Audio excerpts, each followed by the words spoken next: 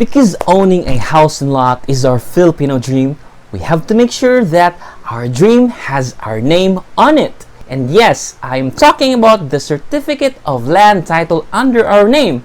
This is the most important step in the buying process because by transferring the land title from the previous owner to your name, you are declaring to the public that you are the new owner and you are legally protecting your investment of any ownership issues that may arise in the future.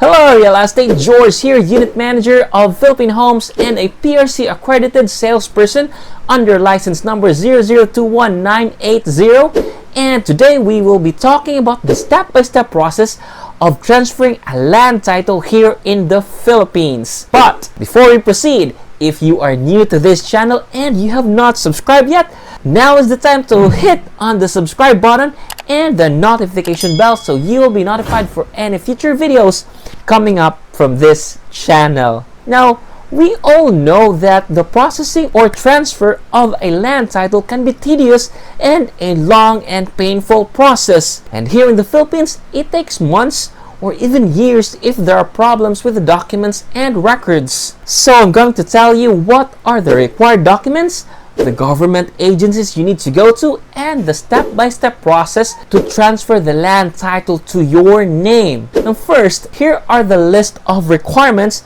you need to have on hand. Original copy of the notarized deed of sale or DAS plus 2 photocopies. Owner's duplicate copy of the transfer certificate of title or TCT, or the condominium certificate of title or CCT in case of the sale of condominium unit plus 2 photocopies. Certified true copies of the latest tax declaration for land and improvement of the real property plus 2 photocopies. And if the property sold is a vacant lot or no improvements have been made on it, a sworn declaration of no improvement by at least one of the transferees or certificate of no improvement issued by the city or municipal assessor's office. Tax identification numbers or TIN of the seller and the buyer, and additional requirements if applicable. Special power of attorney or SPA if the person signing on the document is not the owner or appearing on the TCT or CCT, and certification of Philippine consulate if the SPA is executed abroad. Location plan or vicinity map if zonal value cannot readily be determined from the document submitted, and such other requirements as may be required by law, rulings and regulations, or other issuances. Now, here is the process. The first one is once your documents are complete, you need to proceed to the Bureau of Internal Revenue or BIR Revenue District Office or RDO that has jurisdiction over the sold property. Now for more information as to which RDO your property belongs, I will leave a link in the description below. Then you need to submit your requirements to a BIR representative who will compute the capital gains tax or CGT and the documentary stamp tax or DST. And once the computations have been done, the BIR representative will have you sign 3 copies each of BIR Form 1706 for the CGT and BIR Form 2000 for the DST. Once this have been filled out, all your documents will be given back to you. The next step is for you to go to the authorized agent bank or AAB to pay for the CGT and DST. A bank representative will ask you to fill out 2 separate payment forms for the CGT and DST. And after payment, do not forget to get a copy of the payment forms and make sure they have been stamped received by the AAB. I will also put the link of the authorized accredited banks in the description and comment section below. And just a note, to avoid penalties and surcharges, the capital gain tax or the value added tax should be paid 30 days from notarization date, and the documentary stamp tax should be paid on the nearest 5th day of the month following the notarization date. Be very careful of the date when your deed of conveyance will be notarized.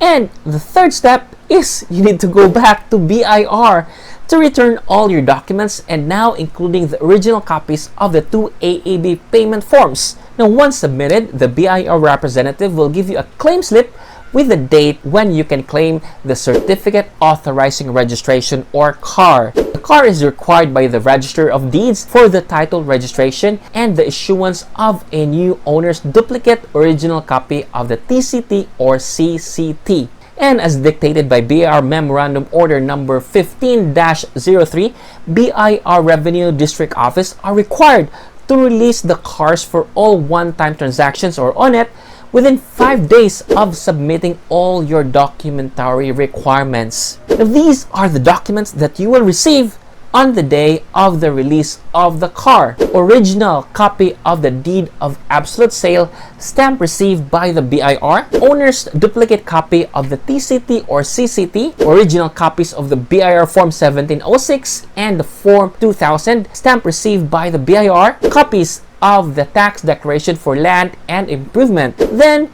go to the treasurer's office of the LGU where the property is located, pay the transfer tax, and secure a copy of the tax clearance. Now, this will be handed over to you after payment and once you have presented the following documents: original and one photocopy of the deed of absolute sale, photocopy of the tax declaration, official receipt of the payment of real property tax and special education fund tax for the current year. Now, once you're done with the treasurer's office and submitted the documents, you may now proceed to the Register of Deeds. The RD computes for the registration fees. Now, to receive the new owner's duplicate copy of the Transfer of Certificate of Title or Condominium Certificate of Title, you need to present the following documents: original copy of the deed of absolute sale, stamp received by the BIR plus 3 photocopies, seller's owner's duplicate copy of the TCT or CCT, original copy of the CAR, original copy of the tax clearance, original copies of official receipts of payments of the CGT, DST, tax clearance certificate,